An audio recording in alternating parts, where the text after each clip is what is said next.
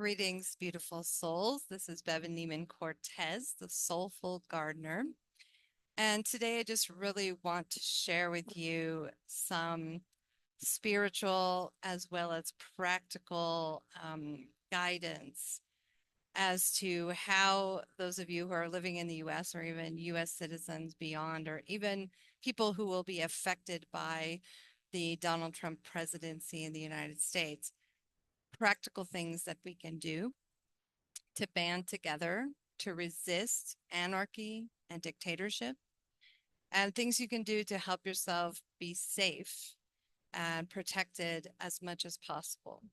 So it's going to be a mix of commentary and a mix of dream interpretation and also some oracle cards that I have pulled here. And then with this video, whether you're seeing it on YouTube or whether you're seeing it in my newsletter, and you're welcome to subscribe to that if you are not already at bevan.life. I wanted to provide some really practical resources, some people I follow, some groups in the United States that are actively resisting this tyranny, and I want to help you. Even if this helps one person, I would love for that to happen. So last night I had a dream that I lived in this giant glass house with these metal beams. It was very modern, very open. And the longer I stayed there, the more people who showed up in my home. People of all ethnicities, ages, genders, members of the LGBTQ community, and those like me who are uniquely abled. And all these people just kept flooding into my home. It got more and more and more crowded. And in my dream, I was kind of rushing around to make sure that everyone was comfortable, right, being a host, until I realized they were all waiting for me to speak. And perhaps this is a metaphor for what I am about to share.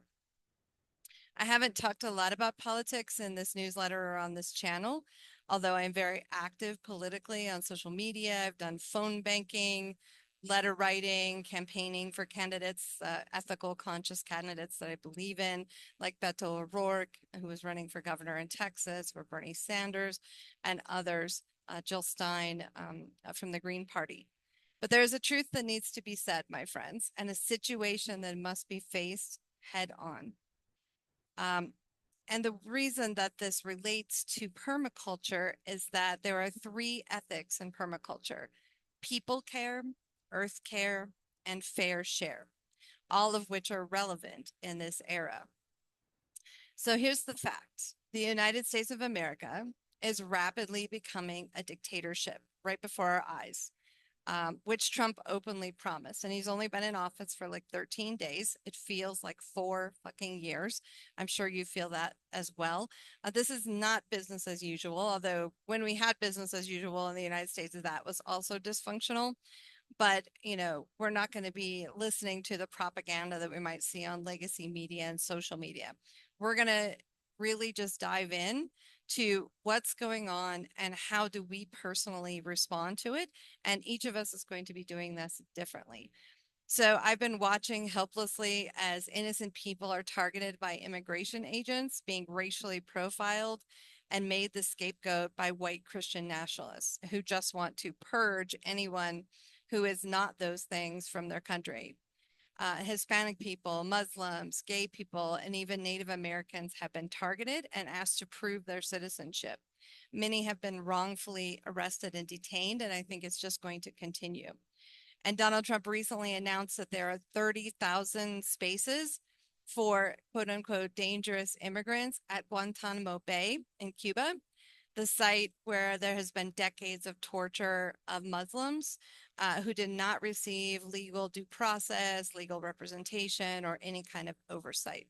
We've already seen, the exposés of those, and to send more people there for that same kind of thing is just unconscionable. We wonder how bad this is going to get when key personnel in the government were, fired, eliminated, and that led to the airplane tragedies that we saw this last week. And then Elon Musk is demanding access to the federal payment system of the United States, which includes your name, address, phone, email, your earnings report throughout your whole lifetime, and the social security number of every citizen. And if you receive any kind of benefits as a veteran through Social Security, Medicare, Medicaid, or any social welfare programs, Elon Musk and Donald Trump will have access to your bank account number. Now, previously, this system was meant to be confidential. Only like 3 people in the whole United States who are nonpartisan, they're not a member of either party, and they have a very high standard of hiring for these positions and a lot of oversight for those positions. So it's kind of hard to imagine like how much worse can it get, right? But I think it can. And while I expect people in the MAGA movement to believe, say, and do terrible things in the name of ethnic, gender, and religious supremacy, I am also disappointed in the Democratic Party. Disappointed is probably a very nice word to say. They promised us that they would save democracy. But most of our Democratic representatives have either received campaign funding from the same billionaires who are funding Trump, or they may have been threatened or extorted to remain quiet because we don't see a lot of people standing up. I've watched press conferences and, podcasts with different Democratic representatives, and there's a few who are really hitting it hard, but most of them are going, oh, he needs to be following law and order. Why doesn't he care about children in Head Start, for example? He doesn't. He's a narcissist. He's a malignant, clinical narcissist and a psychopath. And he's really not just hell-bent on controlling the United States. He really has an idea that he wants to be the king or the emperor of the planet, as you can see by his attempts to really bully Mexico, Canada, Greenland, Guatemala, Venezuela, Colombia. He's just going out and going, hey, all this territory is mine. Um, we were warned that there is going to be no guardrails. There won't be people in his administration who will tell him no. There won't be checks and balances. And I don't see many people in power standing against fascism. So for me, I'm not really counting on my representatives to do that, although I think it can be helpful to call them, to write letters, and to keep pushing them to do the right thing, including Republican candidates. But I'm not counting on that to happen. Both of my grandfathers fought in World War II against the rise of the Nazi and fascist regime. And they're likely rolling in their graves right now to see us going through this same pattern. And this was one of the cards that came up. These are the soul card deck. So you see this person, this mouth in here, screaming, right? These are people who are being affected by these policies. And here we are just doing the same thing, the same thing, the same thing over and over. In the Greek tradition, they call this the Ouroboros, the snake that's eating its tail. And we have to find a way to break this cycle. We have to find a way to evolve as a human species beyond might makes right or supremacy of any kind. We have to see everyone as an equal human being, but we're not there yet. I think that's why the Vulcans haven't come, my friends. They go by and they're like, nope, not yet, not yet. And so then the card of the dark matter came up. It was interesting. I was watching a movie last night where the dark matter came up, and the dark matter is something that's more recently been talked about by scientists and astrophysicists, trying to explain what is all the space between the stars and the planets. Like, what is all that space? What's it made up of? And this person, you can see there are butterflies here, which symbolize transformation. We still see the swirling spiral of going back through the same patterns. And she has a butterfly covering her mouth, so her voice feels stifled. And I think a lot of people in the United States who voted, who are speaking out, just feel like they're kind of screaming into the void, right? Like, when is this going to, change? When are we going to see leaders who are actually conscious and ethical and loving and caring and using the money that taxpayers pay in for the benefit of the people? And this card is the next one to come up. And I really see this as the empath HSP card. We are observers, sacred mirrors, if you will, of the world around us. So you can still see the spiral here, but it's kind of behind us, right? So It's always present. We can feel that energy. And this spiral can also represent our own personal, spiritual, and life path, where we go through something multiple times, we actually learn forward from it. We observe ourselves, we observe the world around us, and we do something different to shift and change that pattern, whether it's a dysfunctional family system or the relationships you're engaging in, or, a cycle of releasing. You see, there's like a lot of white energy up here in the third eye and the crown chakra, releasing negative thinking about yourself. Empaths and HSPs are very self aware. We're able to actually look at ourselves, we're able to look at the world around us and say, here's what needs to change. And you see that the heart space is very white and bright and open. And yet there's a lot of weight on these shoulders. So sometimes I think that we feel the world is falling apart and I have to fix it and I have to take in that energy and I have to transmute that energy. And that is not our responsibility. But what is our responsibility here is we have atoms, right? Which are the building block of everything in the universe. And this person is in the boat collecting all of the atoms that are needed to make a new society, a new world, a new way of life. You see the new world kind of highlighted here. I really read this as a community card because in order to get through 4 years, and hopefully it won't be that long, of this, we have to band together. We have to look out into the community. We have to talk about what are your strengths? What are my strengths? What skills do we have? What resources can we share? And we get in the boat together. And sometimes we row away from danger, from something that's not good. Sometimes we're rowing towards it and we're hitting it head on. But we can't do this alone. It cannot be a solo thing. And I think there's a lot of very sensitive people out there feeling alone, feeling,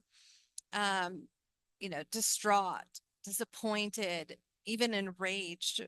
I've felt all of those feelings recently. And all of these intense emotions are justified at this time. And, some people feel that what's happening is no big deal. I mean, like a third of the country voted for this, right? Voted for hatred and control and dictatorship and chaos. And that's their choice. I think they're going to be finding out about this as well. They're going to be feeling the ramifications. But in 2022, my husband Juan and I left the United States, not only because we wanted to come live in Mexico, and it's been a great experience for the most part. We've had some bumps in the road, but it's been really good.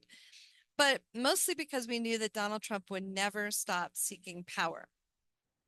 And I've dealt with enough narcissists in my life to know how they operate. And I was like, you know what? I'm getting out. And I want to recognize our privilege in being able to leave the United States, our country of origin. If it wasn't for Juan's mother being born here in Mexico, we wouldn't be here. So perhaps it's the luck of the draw, whatever you want to call it. And it was really scary to sell everything we owned. We sold our furniture, our car, almost all of our possessions. We packed our belongings in 6 suitcases and we had an air mattress. And we crossed the border into a country I had never lived in before and I didn't speak the language. It was incredibly overwhelming, confusing, and overstimulating for me. But 2 years later, we have rebuilt our life. We live in an amazing little cabin in the mountains in Creel, Mexico. We have community here. We have friends. We have family support. We've built this wonderful home. We're getting ready to plant the garden. He's doing his art. Um, we've rebuilt our life. So I'm here to say that if you have that choice available, and not everyone will, and you're faced with that, it is possible to go somewhere else and to rebound and even to be happy and feel safe. So I just want to put that out there because, some people will want to leave and some people will not be able to because of a lack of financial resources, family, other obligations, or feeling a duty to stay behind and stay there and fight fascism. What is required, regardless of where you live in the near future, is to build a network of trusted family, friends, and community members, to have crucial conversations about the worst case scenarios, to make plans in advance, to gather your paperwork. One of the resources I'm going to show you, she talks about having a bug out bag. So if something gets really bad, you grab the bag, you get in your car, and you go, right? It might have to happen. We don't want it to happen, but it would be better in those moments to know what you're going to do and have it ready so that you can do that. Talk about the skills and resources that each person brings to the table, who can commit to what, where you're going to meet if people get separated, and make sure that no one is left on their own, because anyone who is not a billionaire or in the upper class is going to be considered potentially a target, and we don't want to leave any vulnerable person behind. So I began to ask the questions, what can we practically do in this scenario? Because, the Republicans have the presidency, the Supreme Court, and both houses of Congress.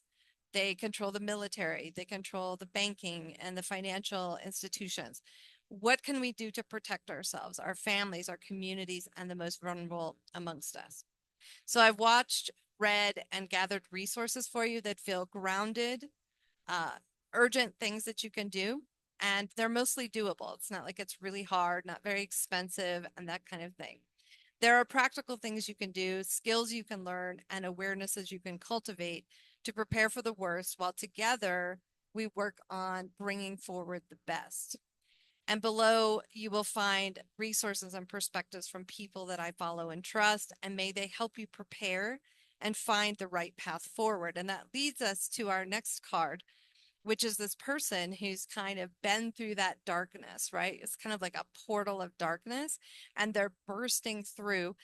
The darkness could never, ever dim that light. We've seen that light at the top of the head in multiple cards here. And one hand is doing this, which is hell no.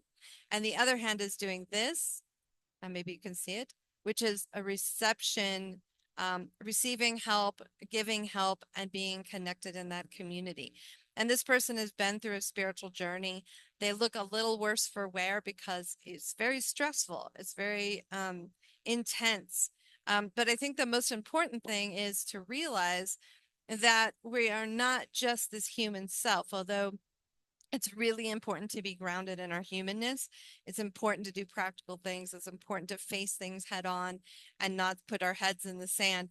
But we also need to remember that we are this. We are electric. We are pure energy. We are powerful. Look at the heart space. I mean, every chakra is just lit up, and she's back, and she's like absorbing everything, every goodness that will come from the universe. We are fucking powerful, my friends. And there are more of us than there are of them. So we need to remember that. We need to gather. We need to organize. We need to be prepared. They have plans. We can have plans too. And along with that is just remembering that you are magic. You have the power to alchemize. You are not responsible for the whole world, but it would be great if you could really shine your light in your local communities, within your family, within your friend group, with your neighbors, whoever that is, and work together to make changes. We will not go quietly into the night. And everyone's ability to protest or fight or resist is going to be different, right? I can't go out into the street as much anymore because of my disabilities, but I can do this. I can get on camera. I can be an influencer. And so looking at where can you be an influence? How can you use that powerful energy that you have in these hands, in this body, in this heart, in this mind? How can you use that and continue to help us evolve consciousness? Because I believe that's why sensitive people are here. We are catalysts. We are not just observers. We are participants. And the last card is just really, really beautiful. And I love it. And it matches Aquarius season, which is all about being visionary, and being inclusive, and also having, dreams and goals and a vision for what's possible. There are an infinite number of timelines that we can walk down. And we have gone just a little bit into this one, and we're like, no, I don't like that. That's not working. It's painful. It's dangerous. It's harmful to most people on the planet. Let's choose a different timeline. And that's what we're here for. And so we have this Aquarius season. You can see all the stars in the sky. This is our sense of community.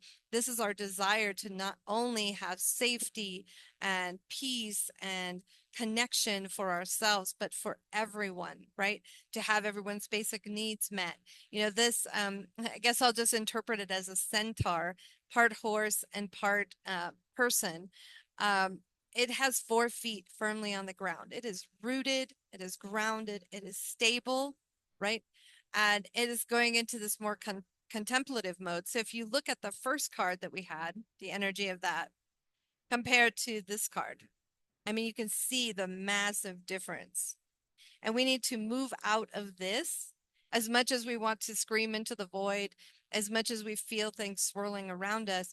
We have a choice as to whether we're going to lose ourselves in this or move towards this, move towards our magic, move towards our energy field. What are we going to do?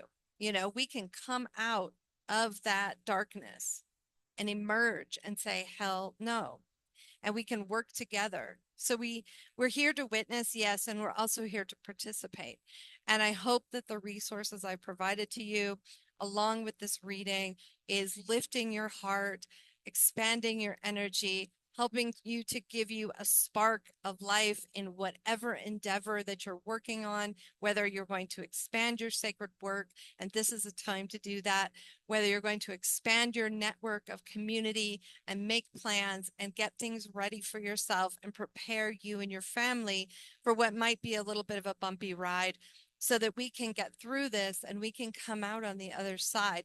And I feel like society is reorganizing itself and everything is being revealed and all the veils are being pulled away of all the propaganda and the way that our leaders have been operating, the corruption. And it's really hard and it's really painful, and people are going to be affected by that. And I'm so sorry if you or someone you know is going to be affected. I have friends who are undocumented in the United States, and I fear for them all the time. But we cannot allow ourselves to get into that chaos and that swirl. That's what they want. It's called shock and awe. They bring like 100 different executive orders, and then you're trying to figure out, like, how do I defend against all these things? You don't have to. You can pick one. You can pick one cause. You can pick something that's important to your local community and work on that. Shine your light on that. Help your clients if you run a business or if you're working for someone else. Choosing to work for ethical companies that don't support this kind of takeover of the United States. And there are many countries who have faced dictatorship, and some of them have fallen into that. And then they've had to pull themselves back out. And Mexico is one of them. They lived under dictatorship pretty much. I mean, they had the same party, and elections were kind of a sham here for like 75 years. And yet a third party rose about 10 years ago. And then they elected the Morena party. They elected the first sort of democratic, socialist, compassionate president. And then they just elected the first woman president from the Morena party. So change is possible. And we can rise up before we get too far down this timeline. And we each have to figure out what that looks like for us, to each of our capacities and with each of our gifts and skills. But you have this. I have your back. I'm here. Other people are here. Think about it. There are about almost 2 billion highly sensitive people on this planet, and everybody's shining their light. There are more of us than them. And we need to keep that in mind, and we need to resist. We need to resist in whatever way we can. I love you, my friends. Please be well. Please be safe. Please don't put your head in the sand. Look at this straight on. Make some plans for yourself and your family to be safe. Connect with your community. Nobody has to go this alone. We need to do it together. I hope this message finds you well. I hope the resources will help you in some way, or someone that you know, pass them on. And I will see you soon. Namaste, my friends.